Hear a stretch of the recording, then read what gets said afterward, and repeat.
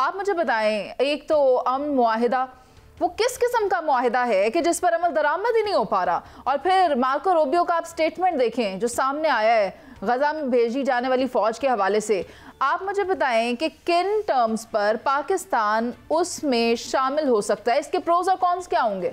हुआ था, मैंने उसी वक्त से कहा था और ये मेरी एप्रीहेंशंस थी। एक तरफ मैं खुश था और हम सब खुश थे कि बमबारी बंद हो गई और मासूम जानों का नुकसान जो हो रहा था वो ख़त्म हो गया या रुक गया, कम अज़ कम या कम हो गया, एक बात।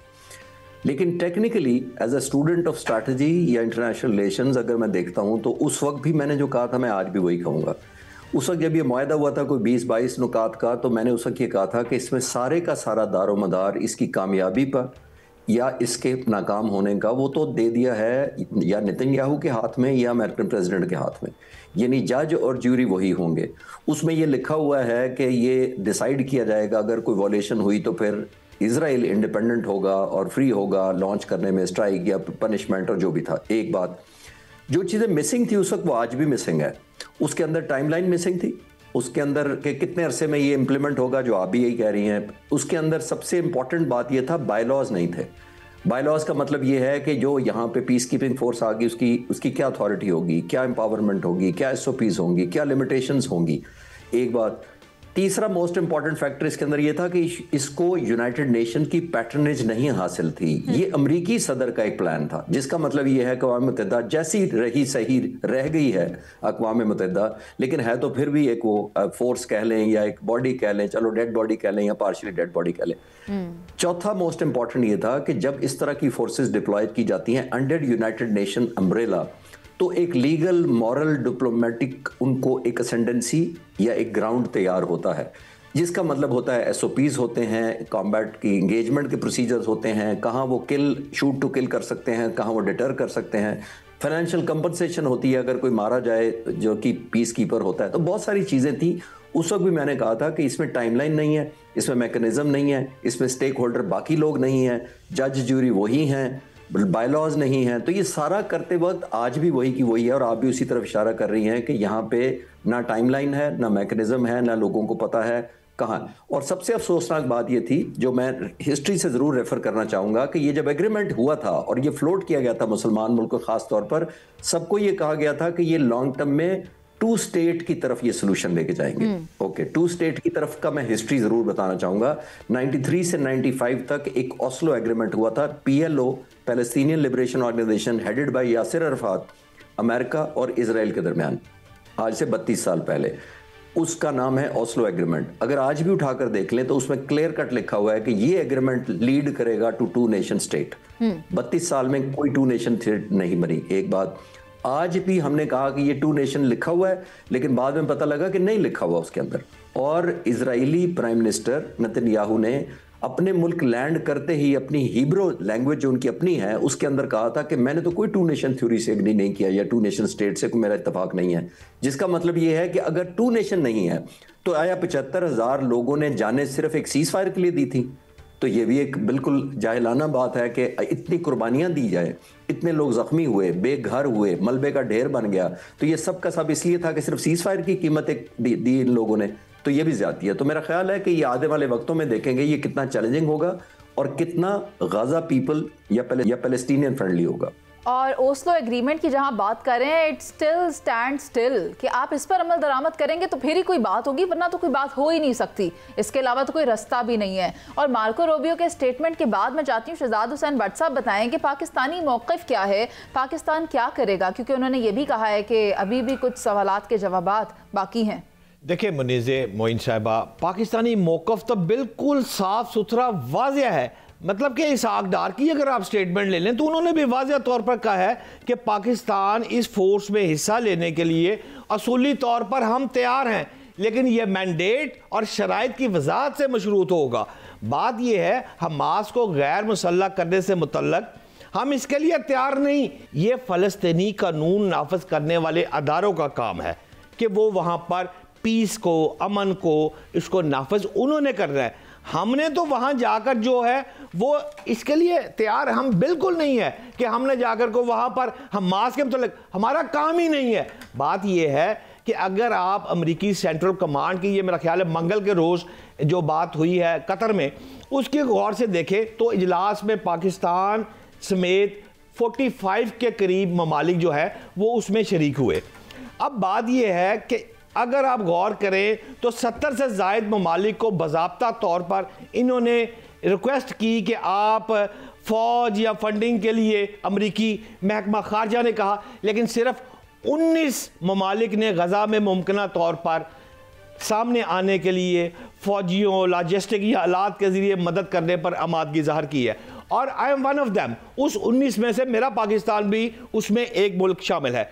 लेकिन हमारा काम यह है कि हम जानने को तैयार है, लेकिन असूली तौर पर जो बात आप कर रही थी आगाज़ में मार्को रूबियो की, वो भी अमरीकी वज़ीर ख़ारजा की बात दुरुस्त है कि उसने भी उसने कहा कि हम शुक्रगुजार हैं पाकिस्तान के, उसने भी पाकिस्तान की अल्हम्दुलिल्लाह तारीफ ही की है। लेकिन सवाल यहाँ पर मुनीज़े ये है कि ये हमारा काम नहीं है, हमास को गैर मुसल्लह करना ये हमारा काम नहीं है, ये फ़लस्तीन का काम है, कानून नाफिज करने वाले उनके अदारों का काम है। और हाकदार साहब की स्टेटमेंट तो इस पर वाज़ेह है कि पाकिस्तान ने पीस कीपर के तौर पर मौजूद हो सकता है, अपना हिस्सा डाल सकता है।